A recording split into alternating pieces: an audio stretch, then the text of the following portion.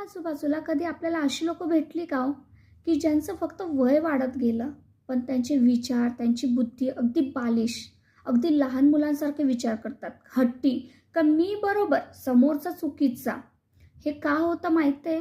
कारण की ती लोकं कधी आत्मपरीक्षणच करत नाही. का मला जर एखाद्या गोष्टीमध्ये अपयश आलं आहे, तर मी कुठे कमी पडलो? माझ्यामध्ये काही दोष आहे का? नाही. ही लोकं फक्त दुसऱ्याला दोष देत असतात, नशिबाला दोष देत असतात. पण आपली अशी गत होऊ नये म्हणून कायम चांगलं ऐकावं, चांगलं वाचावं, चांगलं बघावं, चांगलं बोलावं. परिणामी आपले विचार चांगले होतात आणि आत्मपरीक्षण करून आपले वाईट गुण काढून कायम चांगले विचार आपल्यामध्ये उतरवण्याचा प्रयत्न करायचा. तेव्हाच आपला विजय होत असतो. नाहीतर आपली गत कशी होईल माहिती आहे?